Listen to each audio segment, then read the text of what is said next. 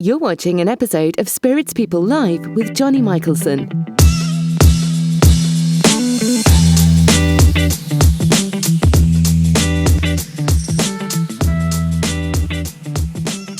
All right, there we go. Spirits People Live on Spirits Tuesday. See if we can convince anyone to join us. A little bit noisy here.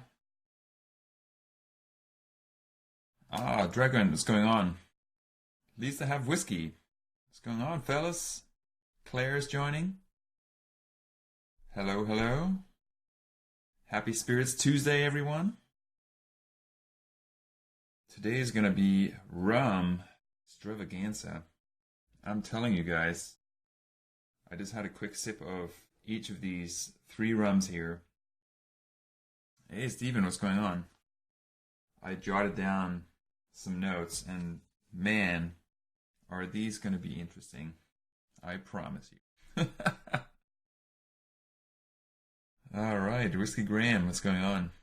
Stephen, I'll see if I can add you here. Whiskey Editions, what's going on? What's going on?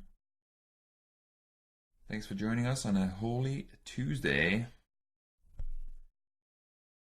Stephen, where are you? There you are. And for a treat, for the next hour, Stephen and I are going to jump through 3 rums. Boom!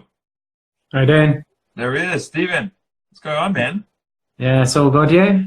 Yeah, not too bad. Cool. I can see the top of your head and the bottom of mine, so I'm going to adjust my camera here. Solid. Dude, I was just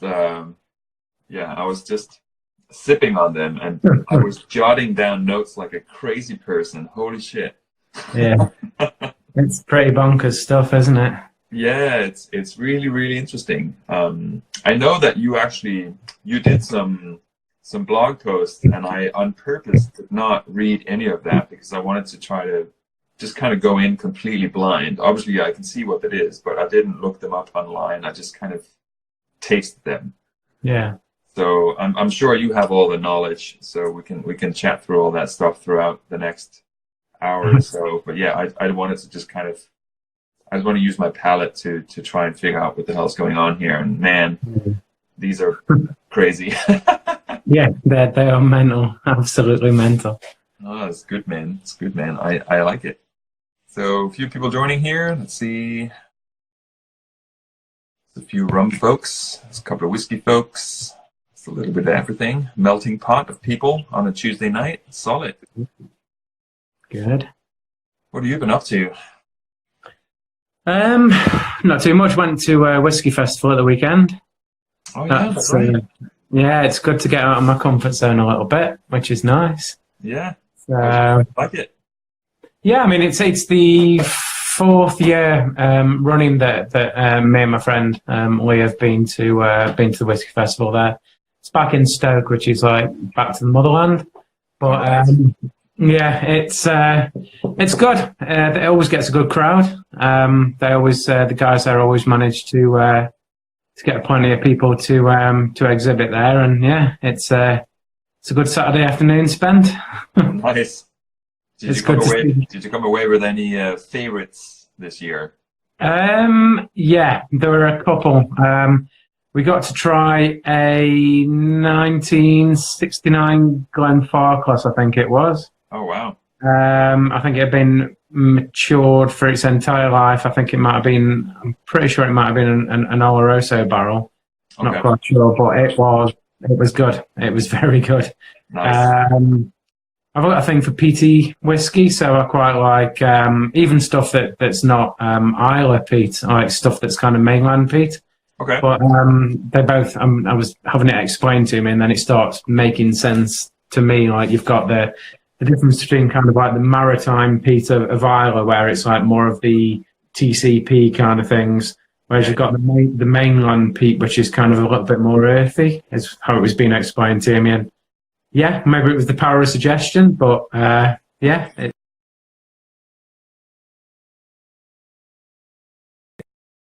think we're losing you, Stephen. I think we lost you there for a second. You're downloading too much porn at the same time. But we've just got a super fast broadband. The leaflet said we could do that. Have I been missold by BT? Oh God, yeah. Yeah, but no, it was. Sales guy. Yeah, it was good. It was a good event, really. Oh, there he goes again.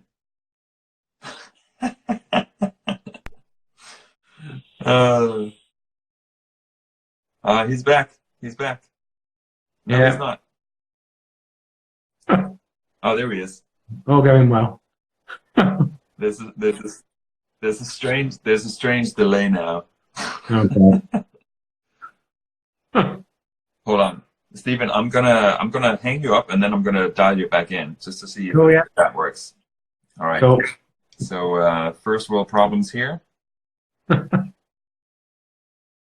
see what happens. All right.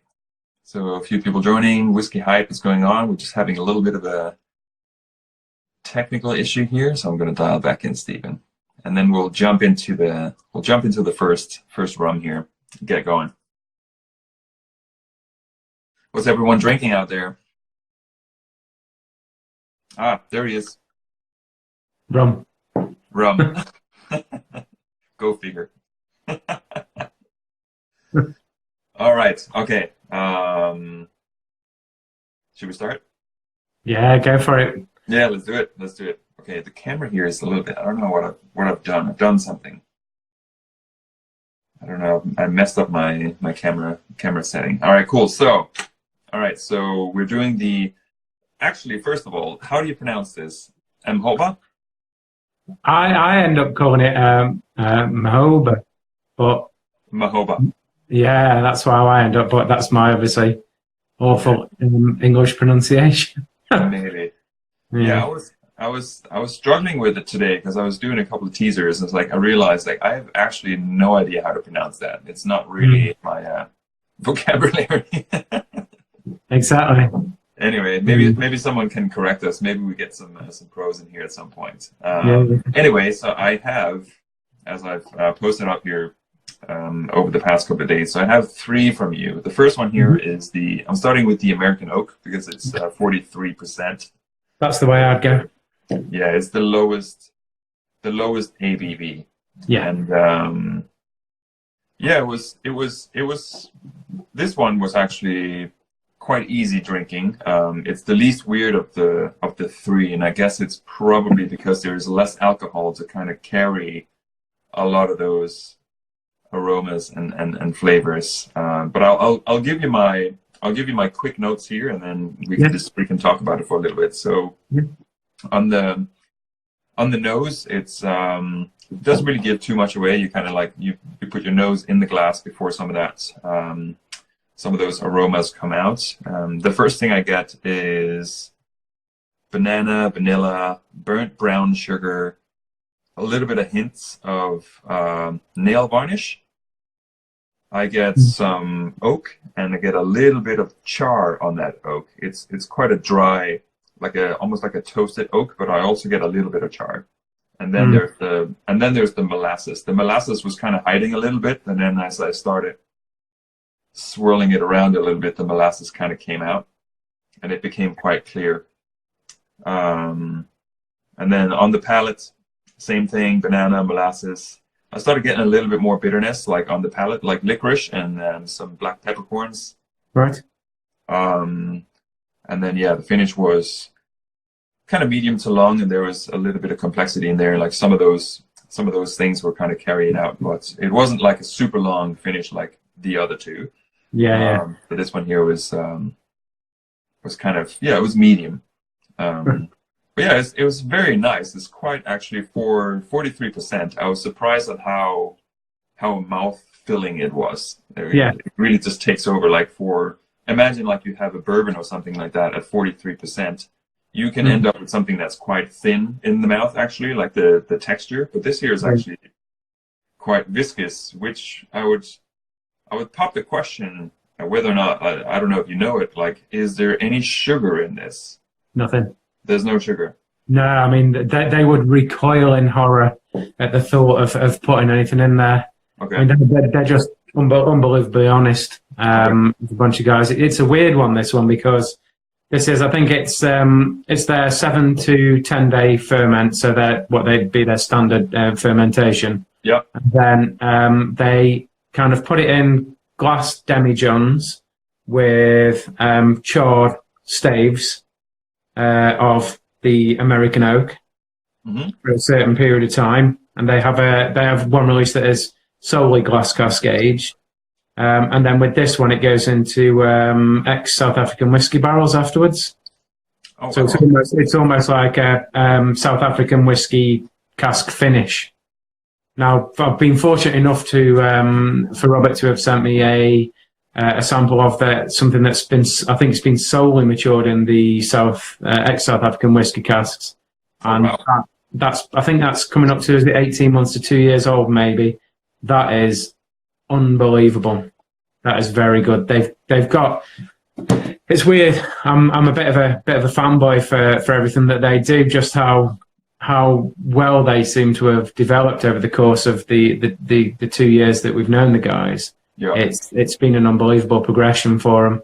I mean, the poignant things. I mean, obviously, I'll try and direct people to the website because there's like a huge article on there that Robert took like unbelievable care to answer questions, provide me with so much information.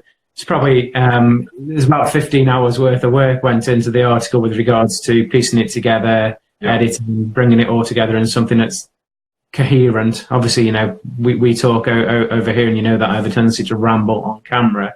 It's even worse in print. but I mean, pretty much Robert's only ever distilled on anything that he's made himself. He makes his own stills. He made the cane crushing press. He does it all. It's just ridiculous. But yeah, so this one's this is probably out of this three, definitely this is my least favourite. And it's not one of my standouts in the range, but it does it mixes really well. Yeah. But for this, I think I'd said initially it was the charred wood, the smoke, caramel, vanilla, kind of burnt wooden splints from like a science class when you put the little splints over a Bunsen burner. Yeah. Kind of that thing, kind of like almost like a light, sweet grain kind of notes to it. Yeah. Then bonfire embers, powdered sugar, warm fudge, black pepper and pencil shavings on the nose. Pencil shavings, that's interesting. I need to expand my vocabulary on these type of rums because I'm definitely getting some of that. I think on the palate I just said it was heavy drying oak initially. Damp cardboard, grilled smoked meat, warm charred timber, kind of like the stuff when you woodwork class at school, you'd be let loose with almost like a soldering iron and then a bit of wood, and then you'd end up, you know, I don't know, making something for your parents, writing mum on a coat hook or something. That kind of like freshly burnt wood. Butterscotch, mid-palate with a little bit of coffee, dark chocolate, kind of like embers from a fire. Dry, medium-length finish with dominant oak, white vanilla. Powdered cocoa with lingering charred smoked wood that kind of gets right at the back end, gets a little bit bitter. Mm-hmm. Nice. Yeah, I definitely think the bitterness and those kind of smoky. There's a lot more smokiness now. It's been sitting around, so I just popped these like half an hour ago, 20 minutes, half an hour. But yeah, the kind of smokiness, and we'll talk about smokiness more on the next one here. But I think this one here is it's more of a lighter, like a slow burning fire, maybe with some wet leaves or something like that. It's that kind of smokiness. It's not like a hard fire. There's a little bit of char on the nose there, but I think that's the only kind of charring that I can pick up. And I was getting that kind of, brown sugar where you like, I don't know if you've done this, like I've accidentally burnt some brown sugar at some point, and that's exactly what I was getting off the nose on this. Right. But yeah, I think for me, this was, and just thinking about like when I started drinking rum, I think the other two that we're going to talk about in a second, when I first started drinking rum, I wouldn't even go near any of those. Whereas this one here is probably more approachable and probably more of a transition from a different spirit, such as whiskey, into the more interesting types of rum, like disregarding like spiced rum and like sugary kind of goodness you can get on the shelf at Sainsbury's. But if you get into like the more interesting stuff, and this here would be, I mean, the entry point easily. Yeah, I think so. I mean, that's why I tried to include this one. There's plenty of others that could have come with it, but I think this one, if you're transitioning from a spirit that perhaps is quite dominated by the effects of cask aging, I think this is where it would be at for a transition into this. I mean, everything is fresh sugarcane juice, no molasses used, so it's all kind of that fresh press of cane. So you do get all of them, yeah. Everything that they do is fresh sugarcane juice. Interesting. Mm. Yeah, that would explain some of the stuff in the other two. But for this one, I'm very surprised because I'm not able to pick out any of those kind of grassy or. Yeah, it's the least we'd say agricole, but the least sugarcane juice, kind of spirit of any of them in the range for me. It sits more of a. I mean. It does sit more of an accessible or an approachable way into their stuff, because don't get me wrong, some of the stuff that they produce, like the High Ester, which I will send you a sample of, and also the I still think the Select. I think some of the spirits that they produce are absolutely pat shit mental. Yeah, they're just crazy stuff. All right, cool. So I'm just picking up the second glass here. So this one here is called the Select Release, 58%, and it's night and day, I'll say, from what we just talked about. Yeah, completely different. I would say this here is not surprisingly sugarcane juice, whereas the first one, I'm actually quite surprised. And the reason I asked you whether or not there was sugar added, because again, like just the texture and the suggested texture in the glass and everything is like, I'm extremely impressed that they're able to get that kind of texture in a 43% rum, and no added sugar. That's I'm very, very impressed with that. Okay, so I'll give you my notes on this one here. So this is the Select Release, 58%, and like I could smell it from an arm's distance. Like I can smell it like here.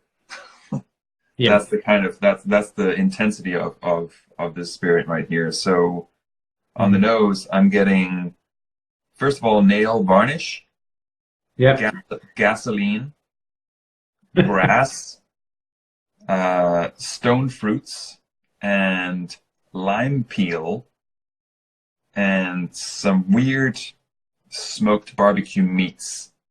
Right. And maybe a little bit of rubber, like burnt tires or something like it's funky AF. Let's just say it like that. Oh, you're gonna love the High Ester.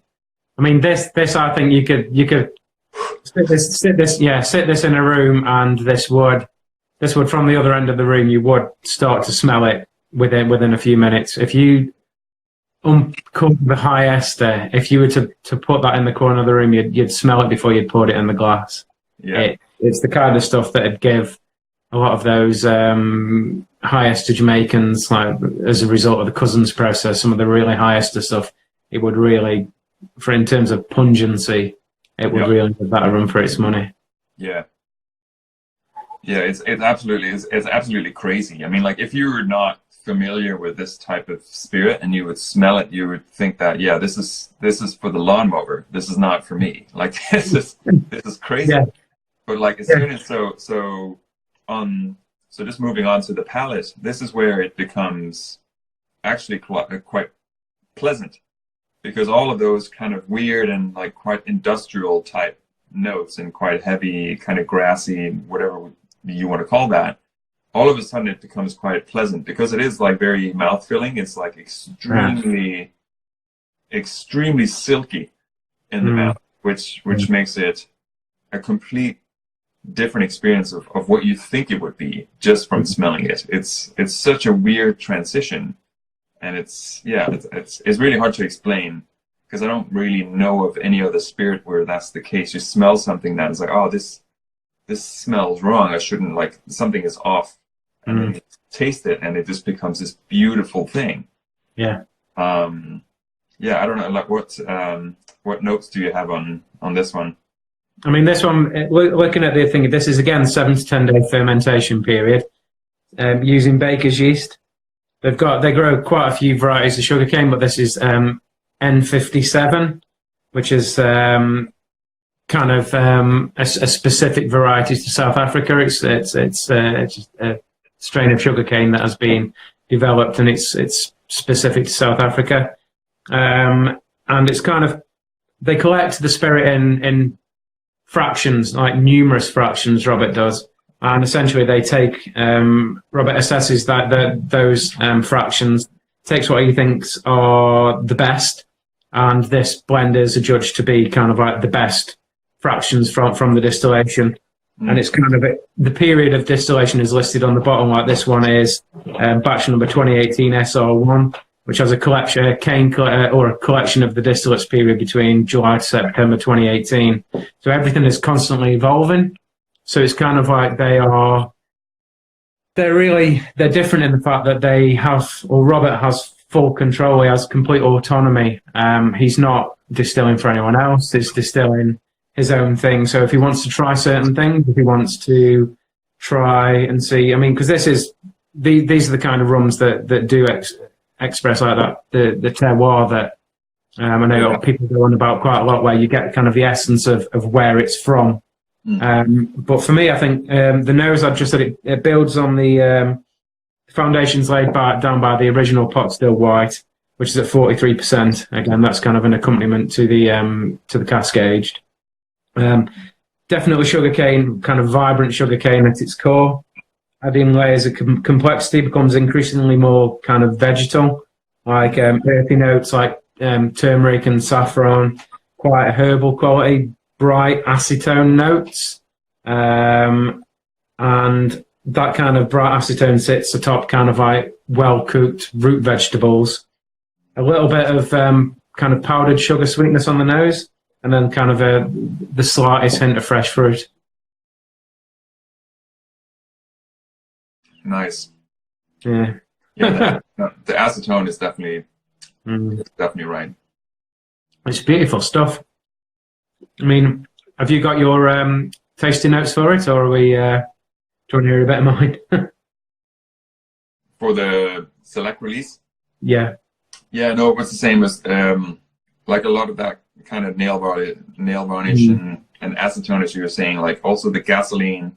And then like the grassy notes kind of starts building out. And then I had this smoked barbecue meat, which is almost like, or less smoked, but more like burnt. So it's like the charring of meat. There's something like very raw about the way that it sits in the mouth. But then like that kind of disappears a little bit, and it becomes way more light, and a lot of those kind of grassy notes kind of continues. And the finish is just like, when it hits the finish, like some of those smoky notes kind of like come back, and it's just like a symphony of everything at the end, and it just keeps on going. Yeah, it's crazy. Yeah, it's beautiful stuff, isn't it? It's I mean, like this is amazing, and I'm like, I'm kind of blown away, because like just the transition from nosing it until like you sip it, and then like it just lingers. It's like, what just happened?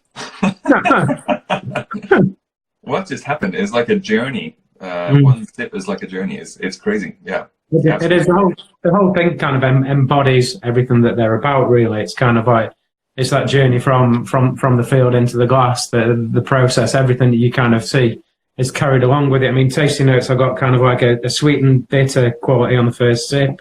Mm-hmm. Roasted root veg, white pepper, bitterness kind of reminiscent of bitter gourds like Corolla. Very, very robust mouthfeel.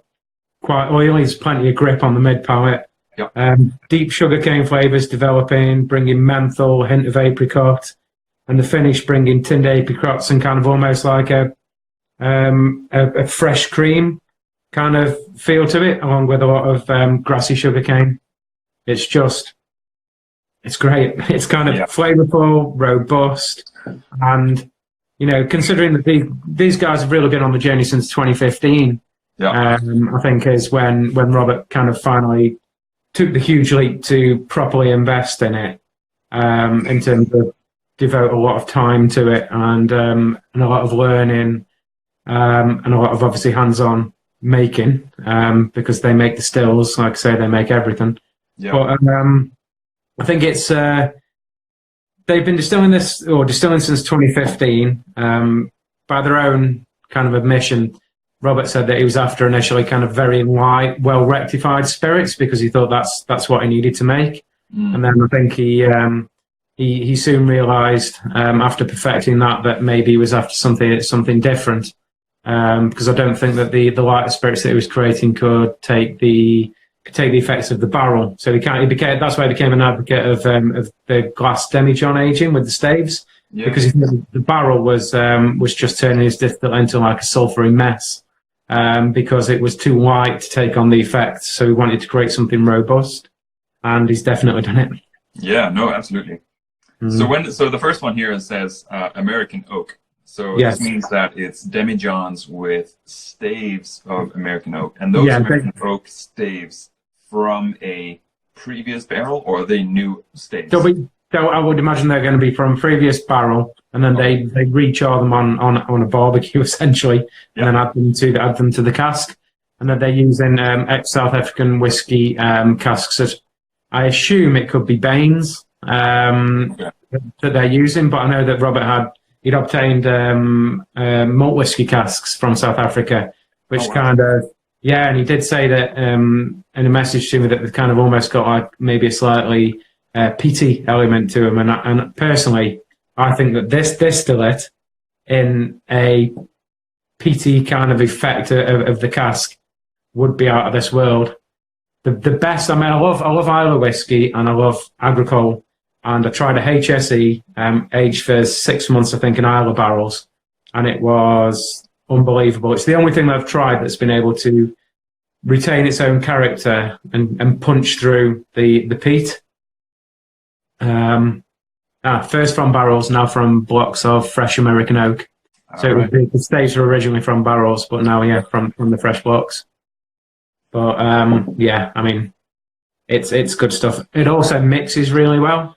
I mean, I've kind of a few years back, someone showed me a fish house punch, which is kind of like brandy and peach and lemon, and they used an agricole when it would normally be a rum used in there. And this, in that drink, is unbelievable. It really is good. It's funny you should say that. I was just thinking about actually making a caipirinha with this. I think that would be absolutely amazing. Just some sugar and some lime. Yeah. Just kind of like blast out all of those flavors. I think that would be a bomb of a drink. Yeah. Nice. So I can see there's some requests here for a little bit of a show of you being in your underwear. I think that's that's Kev from the UK Rum Club here. So yeah. Yeah, Kev knows I'll do it in private for him, but I won't do it in public. All right, fair enough. So it loses its mystique if I do it for everyone. It would be as special. Yeah. All right. Cool, man. Yeah, that one just kind of it blew my socks off. To be honest, It was just what a dram. Yeah, it's crazy stuff. Ay caramba. So, third one here. French cask. Yeah. 65%. Yes. So let's see. What did I write down? I wrote down molasses again, which is, I guess, strange, or maybe not, because I guess the cane juice would have the same kind of, ultimately the same base molecules, so you should be able to get some. But yeah, my interpretation was molasses. So just in terms of the nose, I was quite surprised because of the high ABV, that it didn't have the same kind of intensity on the nose. Like it kind of similar to the first one, you kind of have to have it all the way in. Like it's quite. I wrote down it's a quiet nose for 65%. Like it doesn't really show a lot of that power on the nose. Although what I think it translates into is like a whole array of aromas. So like it spits out a lot of different aromas. So like I put down molasses, banana, mango, again like nail varnish, which I have on all of these three. So there's a little bit of theme here. But this one also has like toffee, cocoa beans, brown sugar. There's like orange chocolate. What's the whatever that thing is called? Yeah, chocolate orange. Yeah, chocolate orange. Yeah, it's the other way around. So yeah, the nose is just like, although the ABV is quite silent, it just throws out a lot of aromas, which is kind of like what I was trying to write down in a very cryptic way. But I think that's kind of what I'm trying to say. Is like, you don't get that ethanol punch that I was expecting. But yeah, the translation was beautiful. There's a lot of control in the nose on the spirit. It's not kind of so some things you get the kind of like a puppy dog where everything's clambering for your attention, you can't focus. You're being overtaken with kind of like the ethyl acetate kind of thing, the varnish, the nail varnish remover, and then you might get a bit of fruit, and then there's the one. If everything's fighting for your attention, it just becomes distracting. It becomes hard to fight your way through it, to actually start to separate things out. Whereas this presents in a really coherent way. I mean, this is now, I think when this bottle itself is maybe 12 months in the French oak cask when I got this. Okay. So yeah, it's about 12 months. Now they have older in the French oak, so probably 18 months coming up to 2 years. Okay. And speaking to Knut the other week, and he essentially advises me that it is some next level stuff that they've got coming out of the French oak casks at the moment. I mean, on the nose for me, I'd said plenty of control for a 65% spirit. Oak's well integrated into it, but kind of it's perfumed and a fragrant effect from the French oak. Perfect balance of spice from the barrel and classic grassy sugarcane, reminiscent of some truly wonderful aged agricoles. Bright acidic fruit, crisp apples, growing tropical fruit, mango, guava jam. The oak's never dominant, although it is always present. Pencil shavings again. And you get the slightest hint of red grapes and tart cranberries. Nice.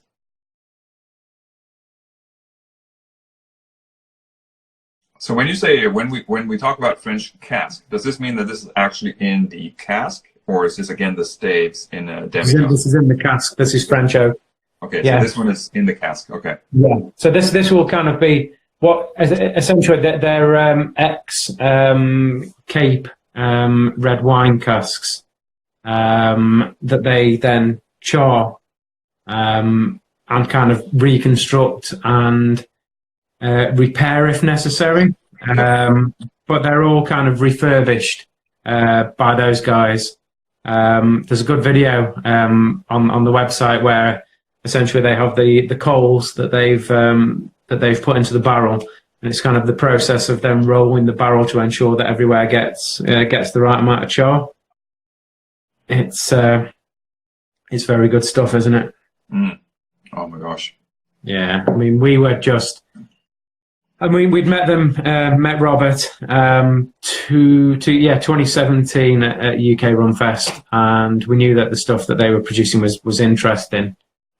kept in contact, and then found out that they were going there last year, and they just they were good, but it's night and day in terms of how far they've come along, and to know that they've continually got things happening and maturing and changing things is just, I think it should be quite scary for a lot of producers, because their ability to react would potentially mean that, obviously, they're securing large orders for LNDW now, and they're then being distributed from LNDW as a base. So, you've got Richard Westcraft from Holland. He's now selling it.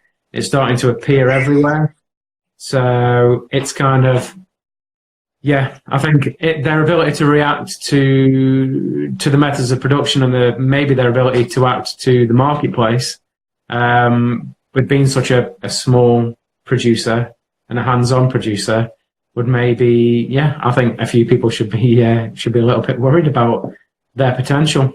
Yeah, no, absolutely. I mean, all of these three are absolute excellent in each of their category, because they are three different categories within the same range, if you will. Like the first one, as we talked about earlier, is like it's the entry level, it's the transition for people in different spirits, or aged spirit, probably probably mostly whiskeys.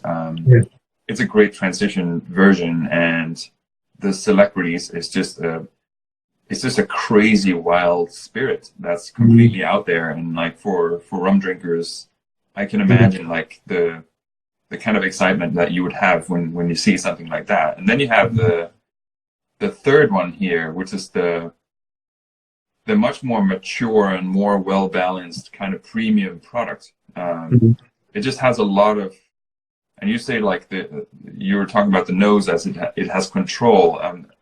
I'll jump into the palate here, because I think the control is what I see is like an extreme level of quality when it comes to the balance in between the nose and the palate. Like everything just beautifully carries over, like all the different notes and that complexity that we talked about on the nose as well. Like it carries over, and the palate just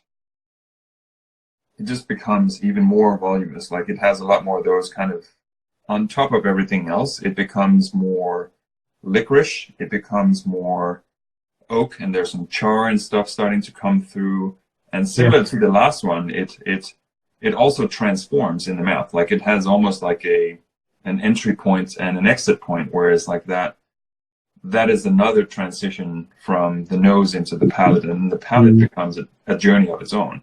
Yeah. And again, like the finish is just long and so complex. Like a lot of these things kind of keep on dancing like for minutes after you're done with that sip. Yeah. So another outstanding product. I mean, like again, I'm blown away. But like miles away from the second one, like that is also an outstanding product, but in a completely different area, and like a really good skateboarder. Whereas this one here is a really good saxophone player. Like it's just completely different areas of excellence, right? Or a skateboarding saxophone player.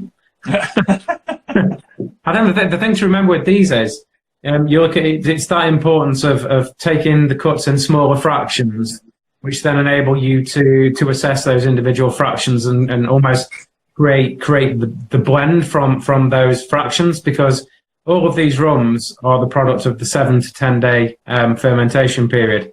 All using, obviously, you get the natural yeast that's on the cane, but then you get the baker's yeast. Everything is utilizing the same fermentation method, the same distillation method. It's just separating those fractions and creating the blend. I mean, you've got initially, which is the American oak, which is kind of like your base, your almost entry level to transition from, let's say, another spirit or from a molasses based spirit through to the sugarcane juice. But this, they're all so incredibly different as a final product, yet they all have the same origins. I suppose it's like sending triplets to another country when they're born and seeing how they, same origins, seeing how they develop as a person. And that's what you have here. You have three children that have essentially been given different upbringings, and they've got their own character to shine through. So, yeah, I mean, it's romantic bollocks essentially, but it's but it's that kind of thing. You kind of see from these same origins, you create so many different characters, and that's what they have. These rums have a lot of character. It's not your dull, boring, multicolumn South American spirit that I've just grown really bored of, because everything is churned out the same. You have the same profile. This is just this is a real kick up the arse for a lot of products, I think. I mean, tasting note for me I've just gone, it's well balanced, initially sweet, intense with powdered sugar, tropical fruit kind of leathers. Freshness of the cane comes through, kind of moisture sapping oak and grip on the mid palate from that French oak, but then that kind of leads into a kind of a minerality on the palate. Keeps itself soft and never aggressive. Spice notes are well balanced. The oak bounces off the vibrancy of the spirit and kind of provides you with almost like a real sensory experience. Exceedingly long, intense finish. See sugarcane, tropical fruit mixed with huge oaken influence, laden with spice, barrel char, wet cardboard, cranberry juice, crisp apples. Well balanced, fulfilling experience that will surprise a lot of people, was what I called it. Essentially, I think my closing mark on it was some producers have been working for years and still haven't produced anything as accomplished as this rum. Nice. Less than 5 years producing, and he's made this. Yeah. Some people need to give up. Yeah. Well, the beauty of it is that they need to try harder, right? Yeah, but the beauty of it is that Robert listens.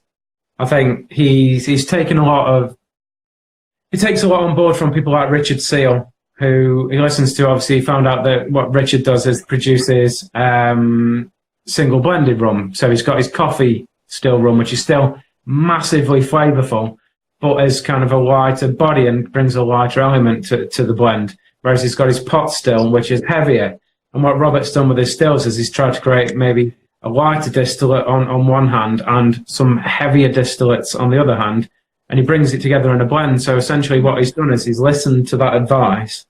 And then there's other advice with regards to how he treats what comes off the still, maybe redistills some of it to create other elements and create other facets to enable the blend to develop. And it's that, like I say, it's that ability to react, that ability to listen, to always be kind of humble and always take advice from people that have been doing it for years. And, he's a likable guy. And he's generous with his time, and I just think, that they need to be out there. And I hope now that they've got into LMDW that they're going to see a little bit of success, because they're damn good. Nice. Yeah, I'll agree. It's very, very good. I mean, obviously, I'll also say this is not for everyone. I think some of the tasting notes may have given that away. Like, this is absolutely not for everyone. This is definitely this is a rum drinker's rum, except for maybe the first one, which is potentially like a transition into this category of more unique rums, if you will.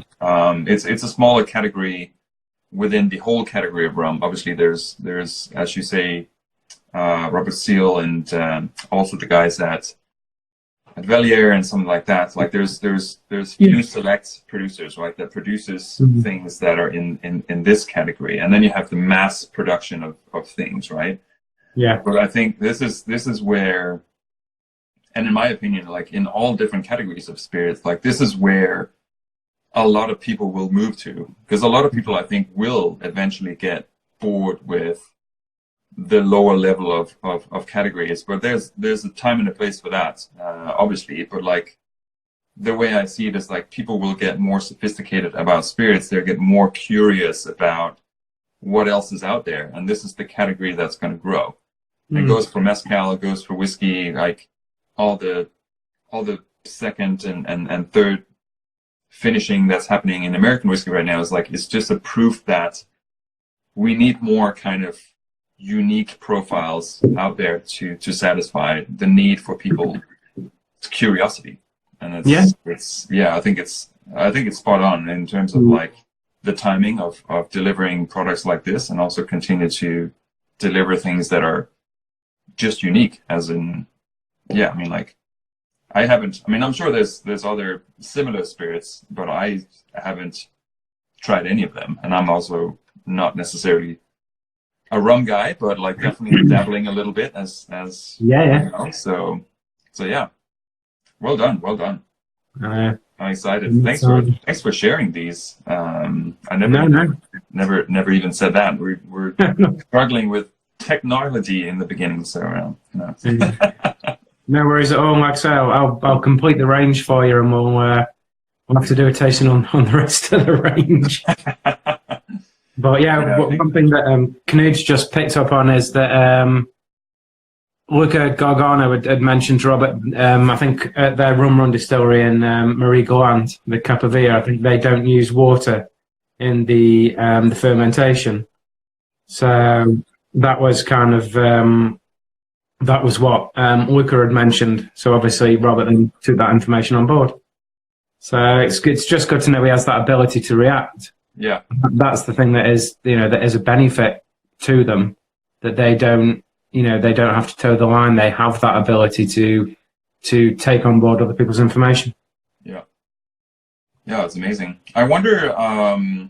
So now, obviously, the question is the ability to scale, because the ability to react is one thing, and that's the advantage of being small. But then the ability to scale while maintaining that ability to react is obviously something that I can imagine that the guys at Mhoba, however you pronounce it, are going to be maybe wondering about.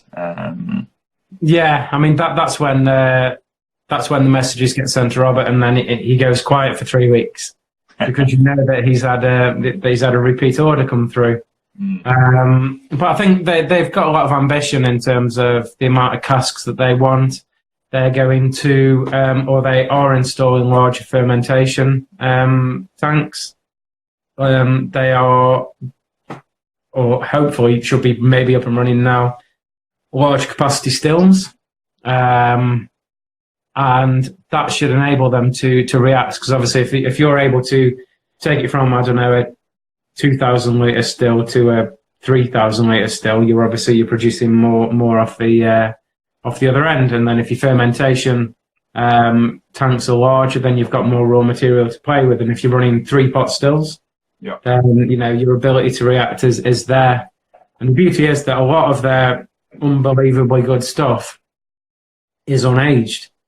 So you think that you have an instant saleable product that avoids that whole rubbish of, well, we're going to make a grain spirit, but let's make a gin while we put our whiskey down to mature. Yeah. They've been planning a lot of this stuff. They have things left, and in terms of in casks and in the demijohns, they have stock, and they're looking to expand. So yeah, I think it will be good. Like you say, it will be good to see how they react versus the output, and that's the thing. It's the maintaining the quality of the output whilst upscaling.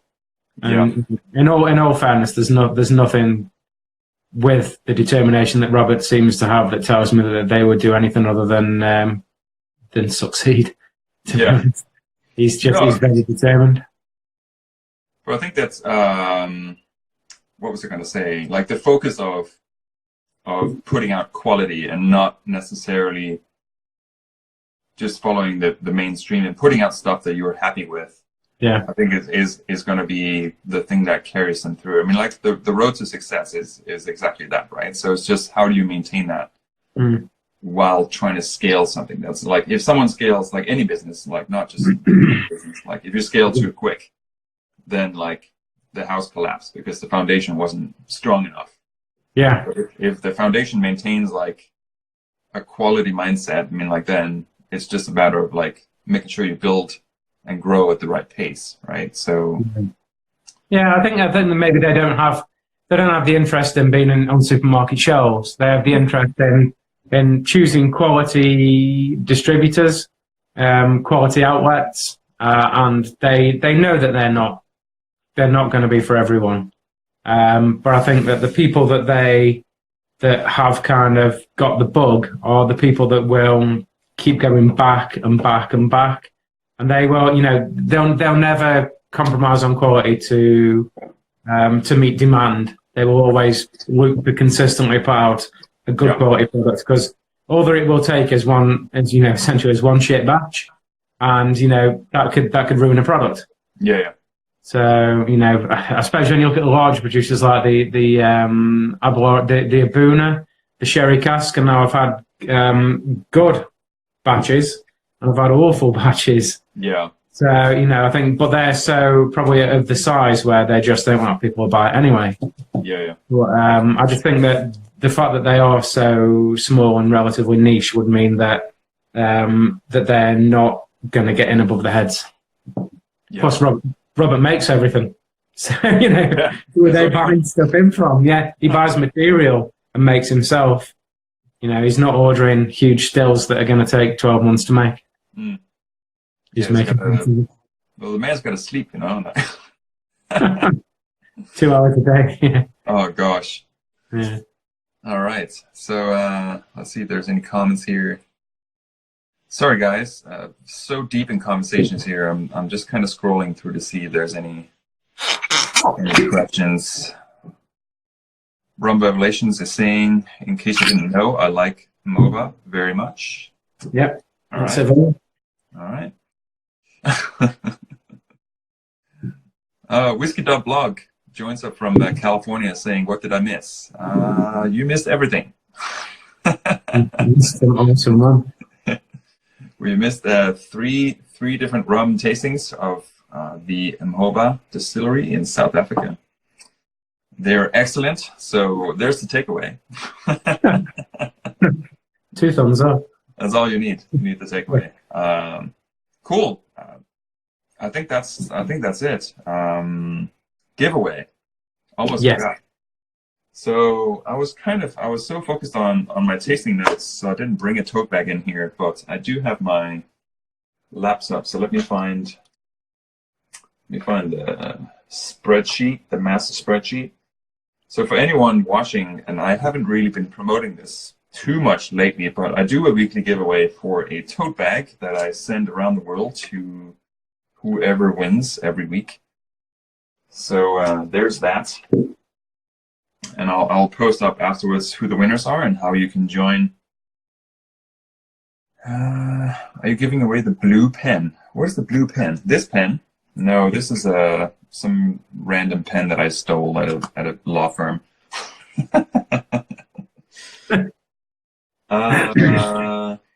Random facts.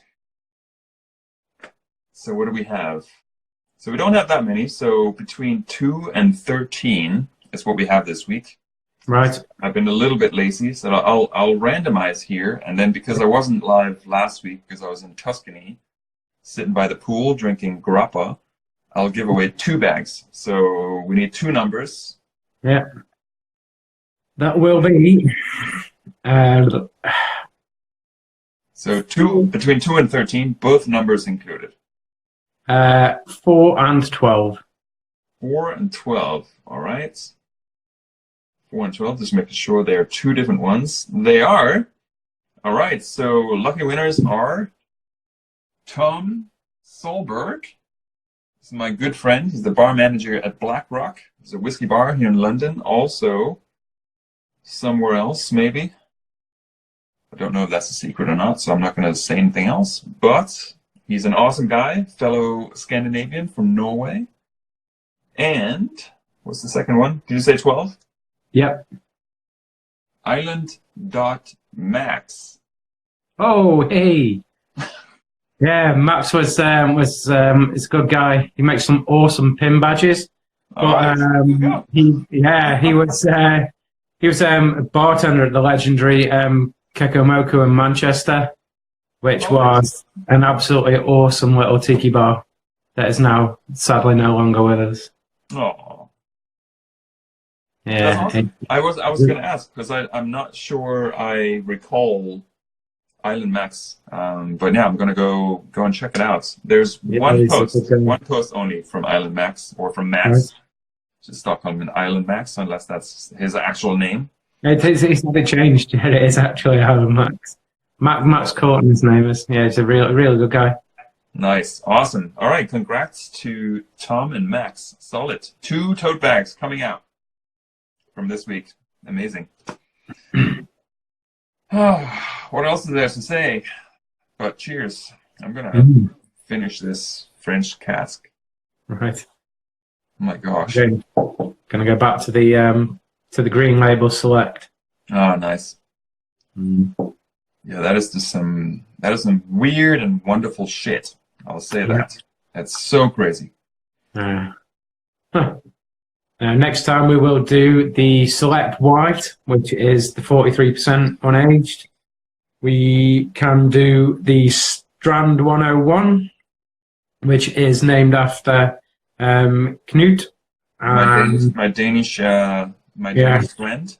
That one is very good. That's a really nice blend of the high ester and also an aged rum.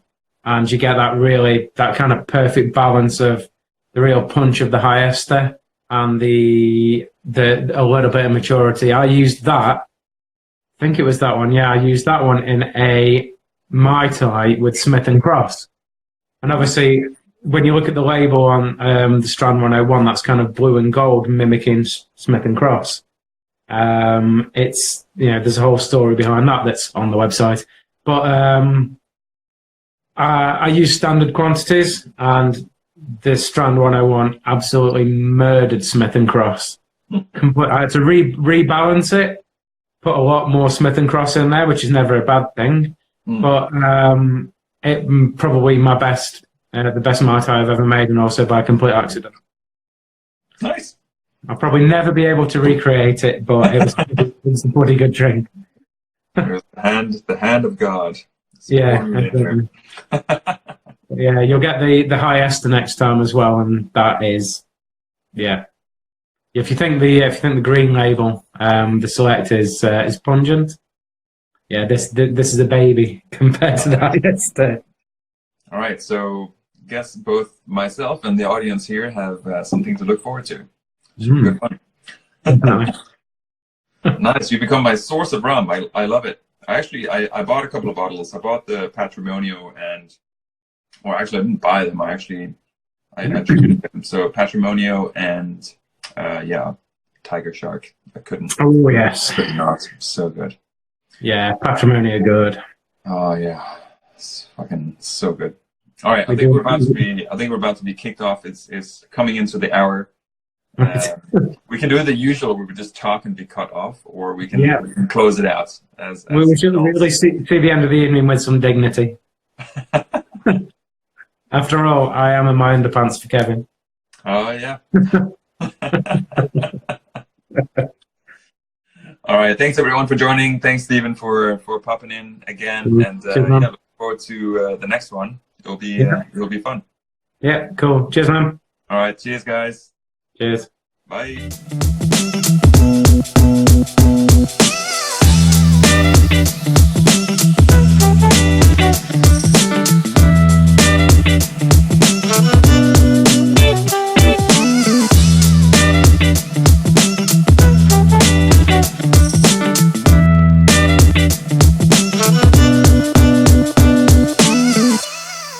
Thank you for watching this episode of Spirits People Live. For more videos, check out spiritspeople.com, subscribe on YouTube, and be sure to follow us on Instagram, where we connect you with spirits people worldwide.